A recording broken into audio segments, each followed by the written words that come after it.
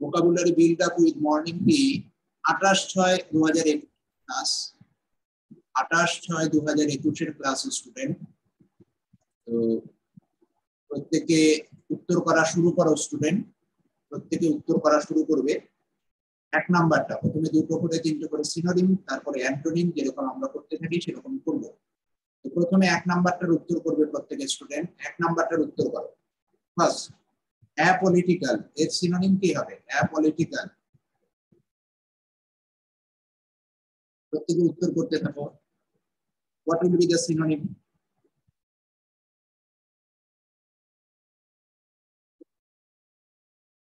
Yes, very good student. Answer will be not interested in politics. Apolitical. A मतलब not. A मतलब not. Not political. Okay. Anti-political নয় এটা। Answer হবে apolitical. Apolitical মানে হলো not political. That means not interested in politics. Okay. ঠিক যেরকম word আমরা পেয়েছিলাম, কোন ওয়ার্ড গুলো যেমন apathetic. এগুলো একটা ওয়ার্ড আছে apathetic.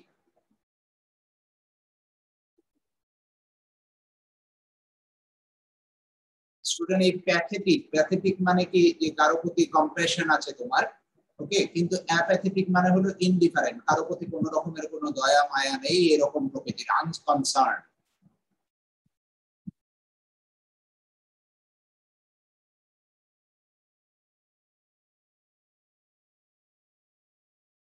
সাবভার্সিভ স্টুডেন্ট মানে হলো ডিসরাপশন। সাবভার্সিভ মানে হলো স্টুডেন্ট, এটার মানে হলো ডিসরাপটিভ অথবা ইনসার্জেন্ট।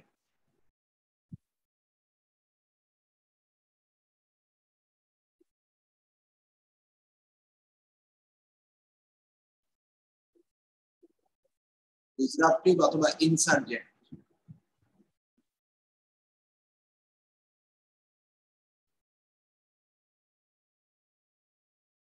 দুটো মনে রাখবে।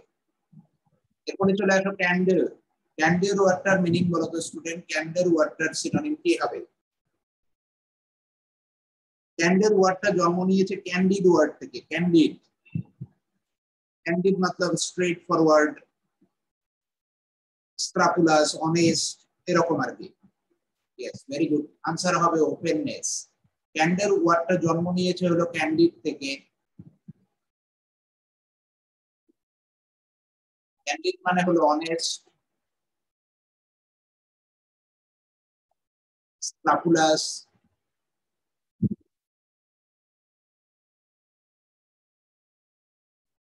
যার মধ্যে কোনো ছল চাতুরি নেই, একদম স্ট্রেট ফরওয়ার্ড যাকে বলতে পারো।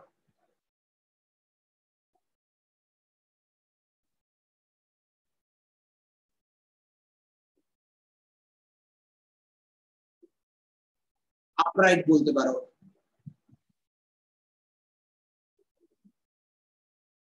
তো এগুলো মনে রাখতে হবে একটু, স্ট্রেট ফরওয়ার্ড, স্ক্রাপুলাস, অনেস্ট, আপরাইট, মানে যে একদম ওপেন, খোলাখুলি। ক্যান্ডোর শব্দটা হলো মানে হলো ওপেননেস। ক্যান্ডোর শব্দটার মানে হলো ওপেননেস। ওকে। আরো দুটো সিনোনিম এর হতে পারে, একটা হলো প্রবিটি,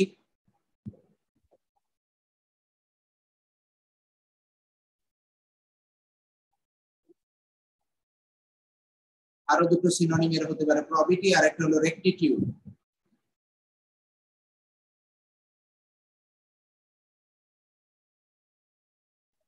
প্রবিটি অথবা রেকটিটিউড মনে রাখার চেষ্টা করবে।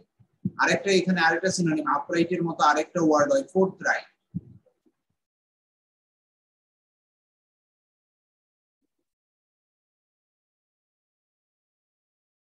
ফোর্থরাইট।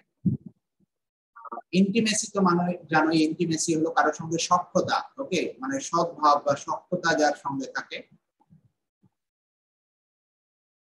সখ্যতা হলো ইন্টিমেসি। স্ন্যাক শব্দটার মিনিং কি হবে স্টুডেন্ট? স্ন্যাক, স্ন্যাক শব্দটার মিনিং কি হবে? প্রত্যেকে উত্তর করো। স্ন্যাক, স্ন্যাক শব্দটার মানে কি হবে?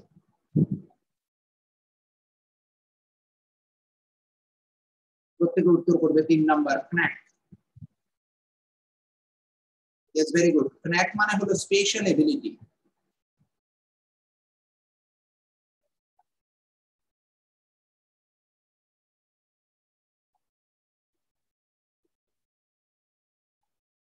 স্পেশাল এবিলিটি হলে আনসার হবে এবিলিটি। আর ব্রুইজ মানে হলো এলো পাথরি মারা, মানে মেরে তোমার কালশিটে দাগ ফেলে দেওয়া। ওকে, বাংলাটা লিখে নাও, কালশিটে দাগ ফেলে দেওয়া। মেরে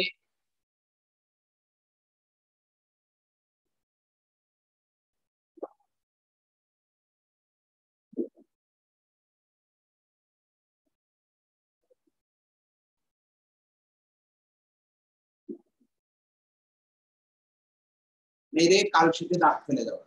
আর কিপসেক মানে হলো স্টুডেন্ট মেমেন্টো।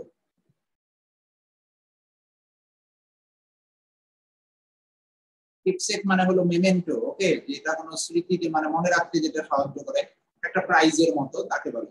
আর স্কাউন্ডেল মানে হলো ডিসঅনেস্ট পারসন।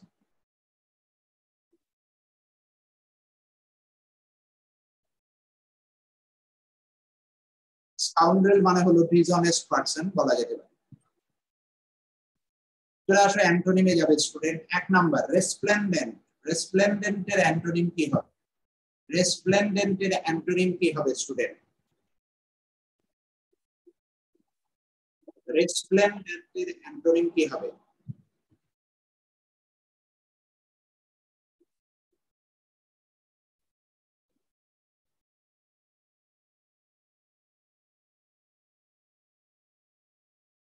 দেখো, রেসপ্লেন্ডেন্ট অ্যাকচুয়ালি মানে হলো স্টুডেন্ট গ্লোয়িং, কোনো কিছু যখন গ্লো করছে,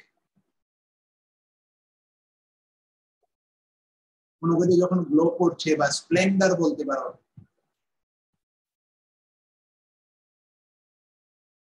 কোনো কিছু যখন গ্লো করছে বা চকচক করে জ্বলছে, এরকম গ্লোয়িং অথবা স্প্লেন্ডার, অথবা আমরা বলতে পারি ইলুমিনেটেড, এটা সিনোনিম। তাহলে এস থেকে রাখলাম সিনোনিম ইলুমিনেটেড। উল্টোটা হলো স্টুডেন্ট ডাউডি।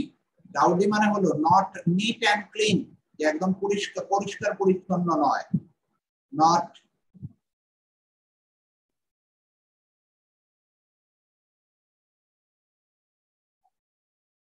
এর সিনোনিম হিসেবে শ্যাবি ব্যবহার করা যায়, যেমন অপরিষ্কার। তাহলে এর অ্যান্টোনিম হবে হলো ডাউডি। আর ডিজার্মিং, ভেরি ভেরি ইম্পর্টেন্ট ওয়ার্ড। এই ডিজার্মিং ওয়ার্ডটা কেউ বলতে পারবে ডিজার্মিং এর মানে কি স্টুডেন্ট? ডিজার্মিং এর মানে হলো যে বলে না, এমন একটা হাসি যেটা মানুষের হৃদয় জিতে নেয়, মানুষের হৃদয় জিতে নেয়, এই ধরনের হাসির ক্ষেত্রে ব্যবহার করা হয়, তাকে ডিজার্মিং। উইনিং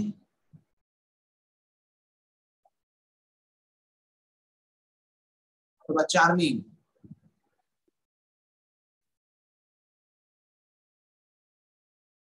বিশেষ করে স্মাইলিং এর ক্ষেত্রে, যে স্মাইলিং মানুষের হৃদয় জিতে নেয়, তাকে বলা হয় he gave her a disarming smile. He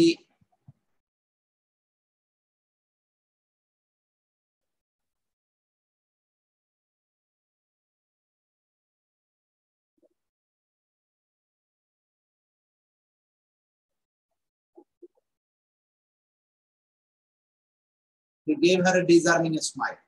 R delightful মানে হলো, যেমন জানি আমরা, চেয়ারফুল,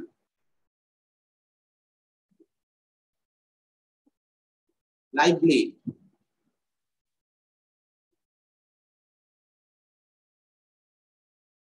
তো মনে রাখার চেষ্টা করবে স্টুডেন্ট, রেসপ্লেন্ডেন্ট মানে হলো গ্লোয়িং, স্প্লেন্ডার বা ইলুমিনেটেড, যেটা জল করে জ্বলছে একদম পরিষ্কার এরকম। আর উল্টোটা হবে ডাউডি, যেটা শ্যাবি, মানে নট নিট অ্যান্ড ক্লিন। ওকে, ডিজার্মিং ওয়ার্ডটা মনে রাখবে, যেটা মানুষের হৃদয় যেতে নেয়, এই ধরনের হাসির ক্ষেত্রে আমরা ডিজার্মিং ব্যবহার করি। এর ইউজ আমি দেখিয়ে দিলাম। চলে আসো অনেরাস। এর অ্যান্টোনিম খুঁজে বার করবে student. Onerous, what will be the antonym of onerous? অনেরাসের অ্যান্টোনিম কি হবে স্টুডেন্ট? প্রত্যেকে উত্তর করবে ফার্স্ট।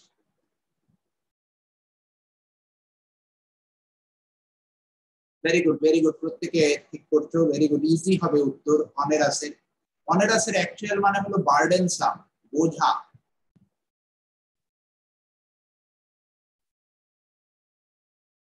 অথবা ট্রাভেলসাম।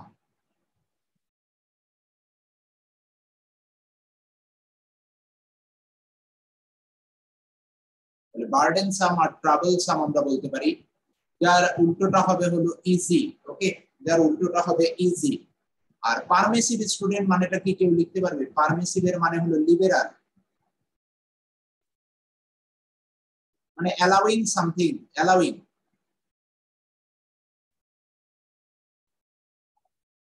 ইজিলি,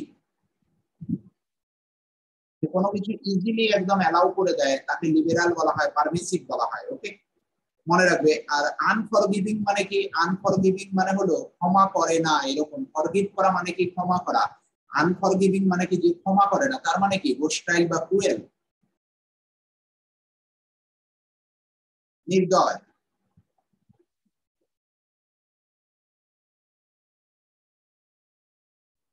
চলে আসো, one word substitution student, one word. Impossible to satisfy কি হবে? যে কাউকে স্যাটিসফাই করতে পারছে না, ইম্পসিবল টু স্যাটিসফাই, তাকে কি বলবো? ফার্স্ট। উত্তর করো, ভেরি গুড। ইনস্যাটিয়েবল, তাকে বলা হয় ইনস্যাটিয়েবল, ভেরি গুড। আর প্যালেটেবল স্টুডেন্ট মানে কি? প্যালেটেবল মানে কি বলতে পারবে? প্যালেটেবল মানে হলো ডেলিসিয়াস।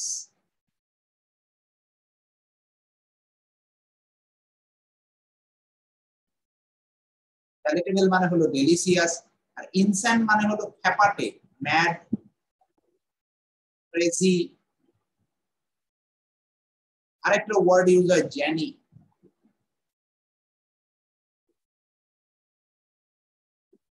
আর ম্যাগনানিমাস মানে হলো দয়ালু, কাইন্ড,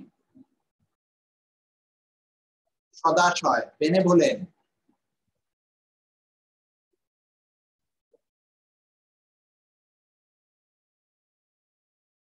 চলে আসো স্টুডেন্ট, পরেরটা।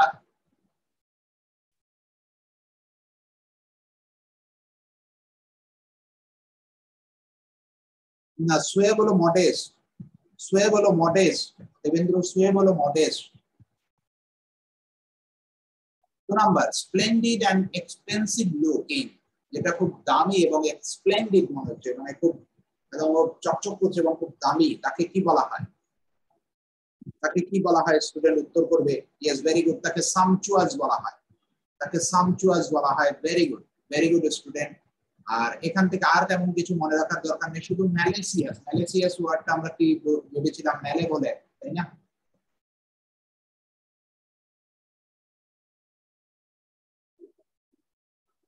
ম্যালেসিয়াস মানে হলো ম্যালেভোলেন্ট, মানে হার্মফুল বা ক্ষতিকারক, এরকম হার্মফুল লিখতে পারো।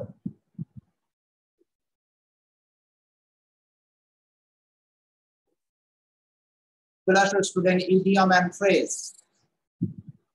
দুটো করে, দিনে দুটো করে পড়বে আর পুরনো রিভাইজ করতে থাকবে, that's more than enough. In spite of high sounding words, his speech fell flat on the audience. যে প্রচুর পরিমাণে শোরগোল হচ্ছিল, তাই তার স্পিচটা ফেল ফ্ল্যাট হয়ে গেছিল। কি হয়েছে মানে কি? ফেল ফ্ল্যাট মানে কি হবে? মিনিং পড়ে বোঝার চেষ্টা করবে, মুখস্থ নয়, কখনো মুখস্থ নয়, মিনিং পড়ে বোঝার চেষ্টা করবে। Very good, very good Priyanka, very good রিনা।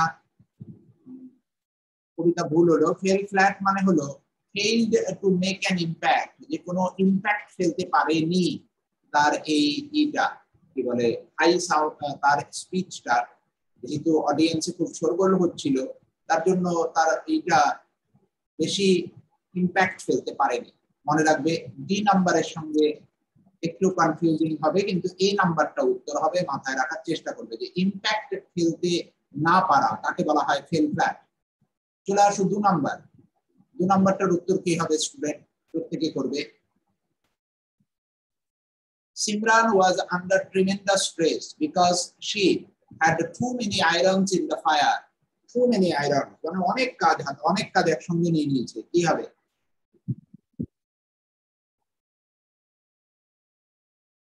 অনেক কাজ একসঙ্গে নিয়ে নিয়েছে। She was involved in many activities. Okay, risk let of risk investment নয়, সে কি হয়েছে? অনেক কাজ একসঙ্গে নিয়ে নিয়েছে। She was involved in many activities. Is very good. Practice করবে যেগুলো আমি করিয়ে দিলাম। এবার আসছি newspaper word series student, very very important. Abrogate, abrogate মানে হলো রেপুডিয়েট, মানে হলো ক্যান্সেল বা বাতিল করা, বাংলায় যাকে বলা হয় বাতিল করা।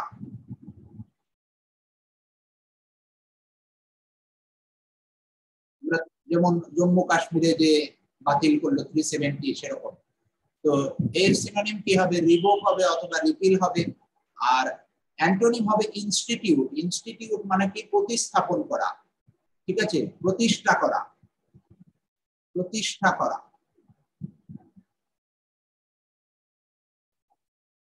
ইনস্টিটিউট ভার্ব এখানে, প্রতিষ্ঠা করা। The ministry proposed to abrogate the electoral law of 1850. যে 1850 যে ইলেকটোরাল ল আছে সেটাকে মিনিস্ট্রি প্রপোজ করেছে অ্যাব্রোগেট করে দেওয়ার জন্য, মানে রিমুভ করে নেওয়ার জন্য, সেটাকে সরিয়ে নেওয়ার জন্য, বাতিল করে দেওয়ার জন্য।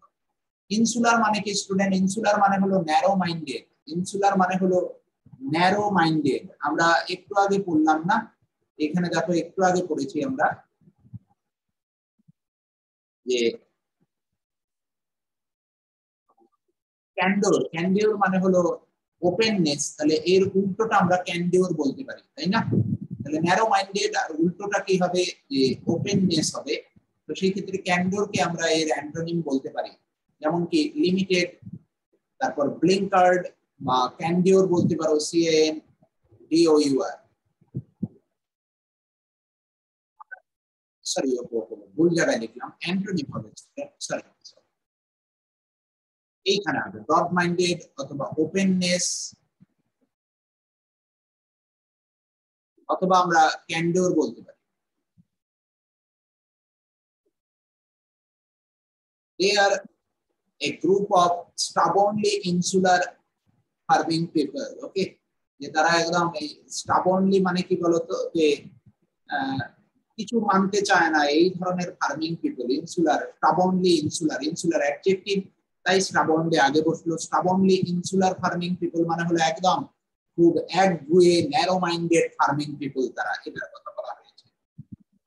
ডিসপেনশন, ডিসপেনসেশন, ভেরি ইম্পর্টেন্ট ওয়ার্ড। ডিসপেনসেশন মানে হলো এক্সেমশন, কাউকে কোনো রিল্যাক্সেশন দেওয়া, ফ্রিডম দেওয়া।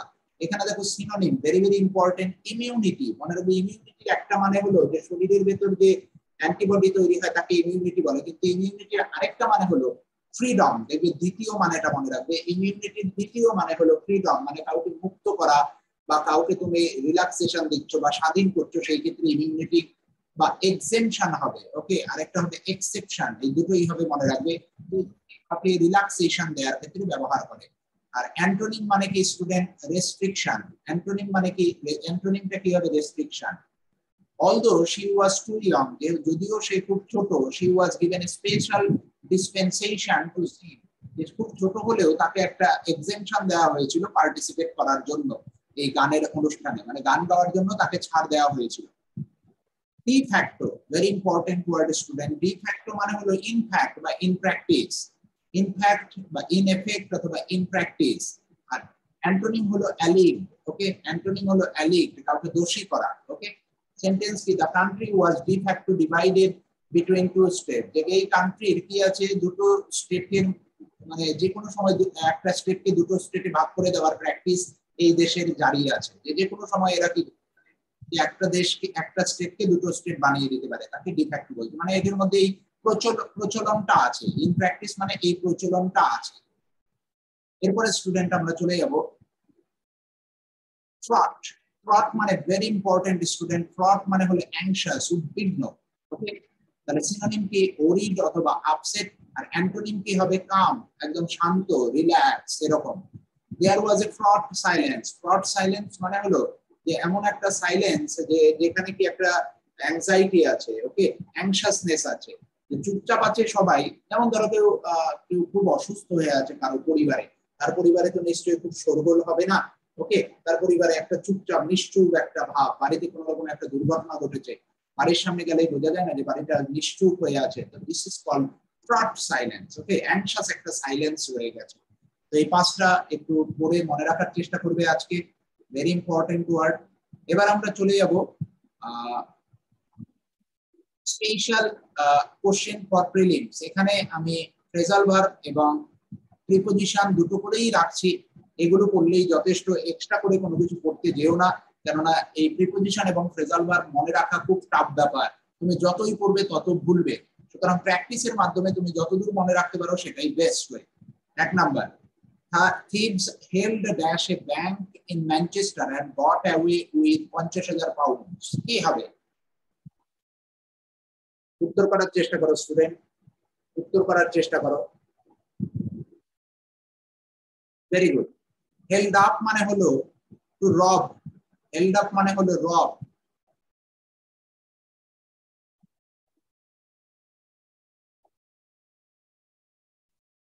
রব by threatening, assault.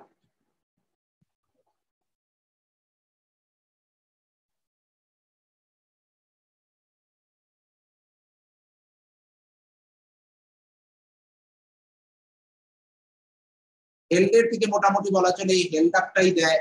R held on, দেখো হেল্ড মানে তো পাস্ট, তাহলে ধরো হোল্ড অন দিয়ে করি।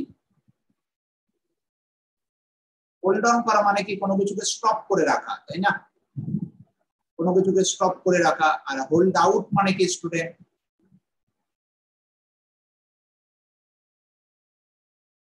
বা হোল্ড অন এর আরেকটা মানে হলো ক্লোজলি কোনো কিছুকে ধরে রাখা, টু হোল্ড টাইটলি, কোনো কিছুকে ধরে রাখা, টু হোল্ড টাইটলি। আর হোল্ড আউট মানে কি স্টুডেন্ট? রেজিস্ট করা, কোনো কিছুকে রেজিস্ট করা, প্রতিহত করা। তো এই কটা মানে মনে রাখবে। একটা হলো হোল্ড আপ, মানে সরি হোল্ড আপ লিখেছি এখানে, জেনারেলি হোল্ড আপ হবে, তার কারণ হলো হোল্ড আমাদের প্রেজেন্ট। তাহলে হোল্ড আপ মানে রব বাই থ্রেটেনিং অ্যাসাল্ট, কোনো কিছুকে চুরি করে নিয়ে যাওয়া, ঠিক আছে, কাউকে অ্যাটাক করার মাধ্যমে। আর হোল্ড অন মানে কোনো কিছুকে টাইটলি ধরে রাখা অথবা স্টপ করা। আর হোল্ড আউট মানে হলো রেজিস্ট করা, কোনো কিছুকে প্রতিহত করা। কোনো খারাপ কিছু হতে চলেছে তোমার লাইফে, সেটাকে তুমি রেজিস্ট করার চেষ্টা করছো, সেই ক্ষেত্রে হোল্ড আউট বলা হয়। আর কিছু মনে রাখার দরকার নেই হোল্ড থেকে। 2 নাম্বারটার উত্তর করো student. She is very important to him. He would not get without her. তাকে ছাড়া সে চলতে পারবে না, এরকম। কি হবে?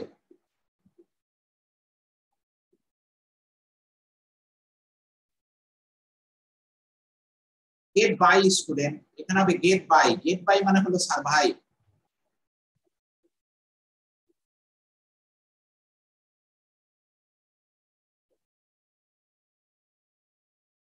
জেনারেলি ফিনান্সিয়ালি, ফিনান্সিয়াল ক্ষেত্রে ব্যবহার করা হয়।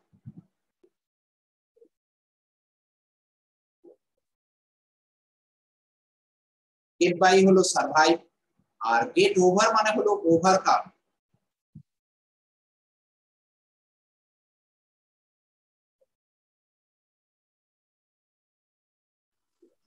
আর গেট রাউন্ড আমরা বলতে পারি কামরাউন্ডের মতো। গেট রাউন্ড মানে হলো জ্ঞান ফেরা, কামরাউন্ডের মতো বলতে পারি, জ্ঞান ফেরা।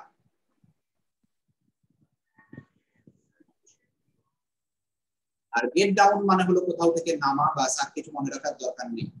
Gate by, get over, get round মনে রাখলে হবে। চলে আসো 3 নাম্বার স্টুডেন্ট। দেখো দুটো ফ্রেজাল ভার্ব শেষ, এবার আমরা আসছি অ্যাপ্রোপ্রিয়েট প্রিপজিশনের কোশ্চেনে।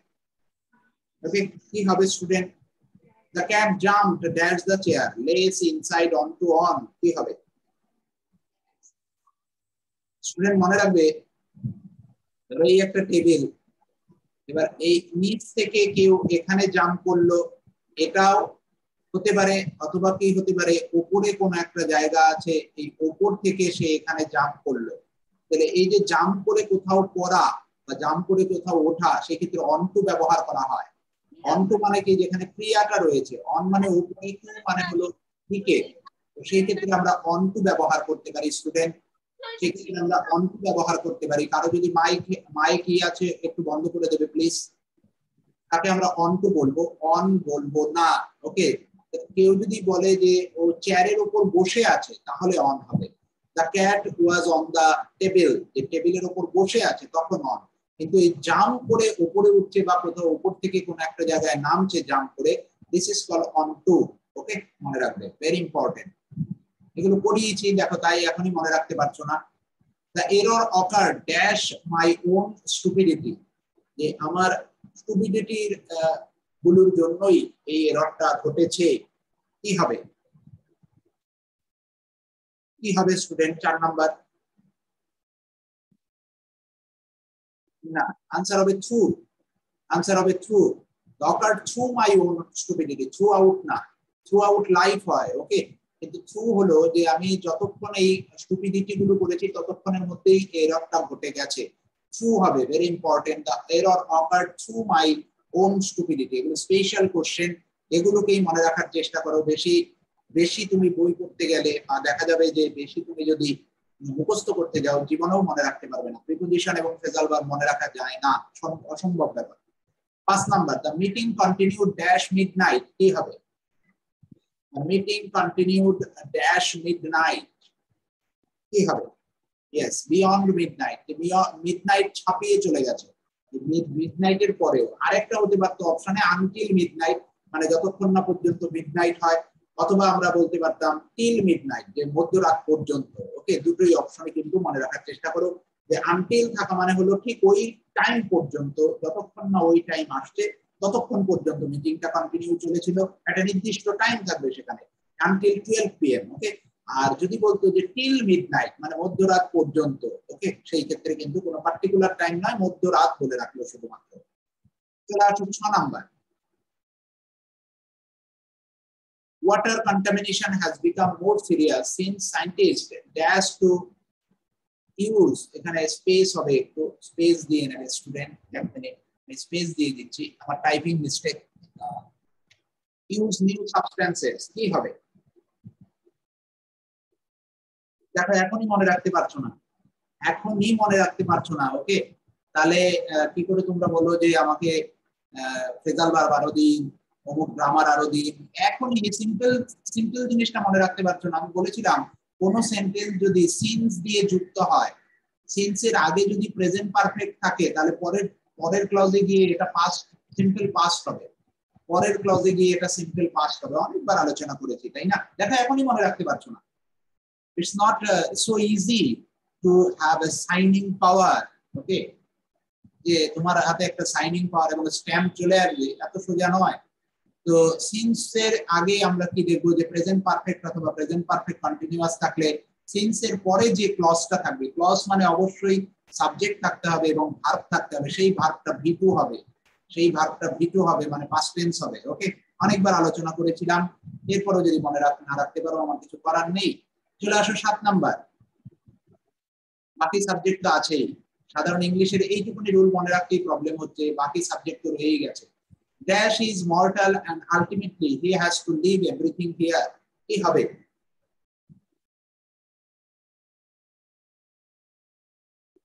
কখনোই দা ম্যান ইজ মর্টাল হয় না, হয় ম্যান ইজ মর্টাল। ওকে, তাহলে আনসার হবে no other option, no, none of the option. Okay, be careful, very tricky question. Okay, আবার বলছি এত সোজা নয় সাইনিং পাওয়ার পাওয়া, এবং এত সোজা নয় তোমার একটা স্ট্যাম্প তৈরি হয়ে যাবে এক্সিকিউটিভ WBCS এরকম লেখা উঠবে।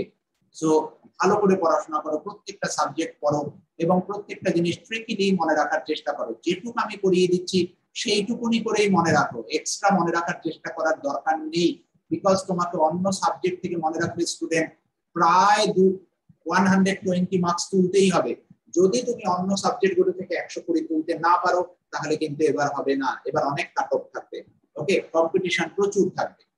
এবার চলে আসি student 8 number, he dash he dash to the problem of the air pollution in his speech. দুর্দান্ত কোশ্চেন, খুব খুব ইম্পর্টেন্ট কোশ্চেন, এবং অনেকবার অনেক বিভিন্ন পরীক্ষায় দেওয়ার চেষ্টা করেছি। প্রত্যেকটাই ইম্পর্টেন্ট, প্রত্যেকটাই ট্রিকি কোশ্চেন। কি হবে স্টুডেন্ট? 8 নাম্বার,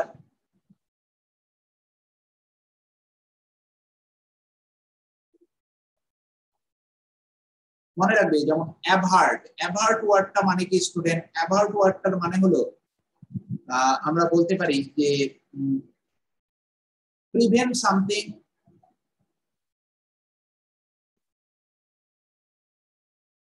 something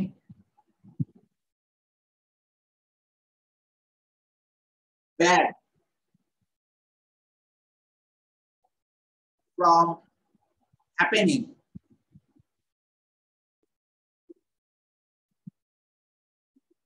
কোনো কিছু খারাপ হতে চলেছে সেটা থেকে আটকানোকে বলা হয় অ্যাভার্ট। অ্যাডভার্ট মানে কি? অ্যাডভার্ট মানে মনে রাখবে student, refer something in speaking আর writing, refer something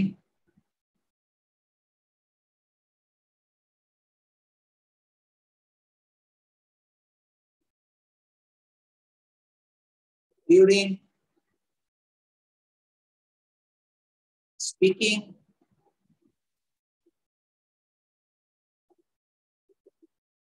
and writing.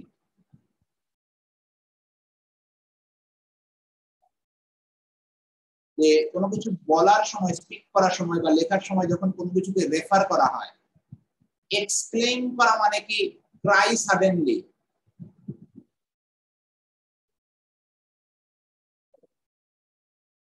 চিৎকার করে বলা।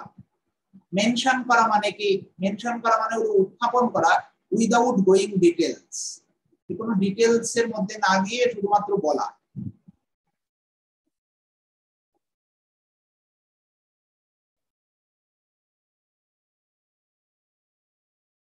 তাহলে आंसर কি হবে স্টুডেন্ট নিজেরা বলো দেখি এবার। 8 এর বি হবে অ্যাভার্টেড, মানে উনি রেফার করেছিলেন প্রবলেম গুলোকে এয়ার পলিউশন তার স্পিচে। ওকে, ভেরি ইম্পর্টেন্ট কোশ্চেন, মনে রাখার চেষ্টা করবে। এই 8টা কোশ্চেনই আজকে নেওয়া হয়েছিল। তো স্টুডেন্ট হোপফুলি দিস ক্লাস তোমাকে খুব হেল্প করেছে। এই কটা জিনিসই পড়ো, এবং আগের যে আমি ক্লাসগুলো করিয়েছি, দীর্ঘদিন ধরে ক্লাস করাচ্ছি, 17 তারিখ থেকে ক্লাস শুরু হয়ে গেছে। তো 17 তারিখ থেকে অনেকগুলো ক্লাস হয়ে গেছে। তো 17 তারিখ থেকে এতদিন পর্যন্ত যে ক্লাসগুলো হয়েছে প্রত্যেকটা খুব ভালো করে রিভাইজ করতে থাকো এবং ডেইলি বেসিস পড়ে পড়ে মনে রাখার চেষ্টা করো। ওকে, বারবার রিভাইজ করো, বারবার পড়ো, এবং মনে রাখবে যে কোশ্চেন গুলো আমি নিচ্ছি এগুলো সব ট্রিকি কোশ্চেন, এবং এই ধরনের কোশ্চেনই তোমার পরীক্ষায় আসার চান্সেস মোর। এই ধরনের কোশ্চেনই আসবে, যেগুলো কোনগুলো দেখবে মোটামুটি 10টার মতো কোশ্চেন তুমি আরামসে উত্তর করে দিতে পারবে, কিন্তু যখনই 10-এর উপরে উঠতে যাবে তখন এই ধরনের কোশ্চেন গুলো এসে তোমাকে বাধা দেবে। সো এই কোশ্চেন গুলোকে তোমাকে কিন্তু তখন ওখান থেকে জিতে বেরিয়ে আসতে হবে, প্রায় 20 স্কোর করে আসতে হবে।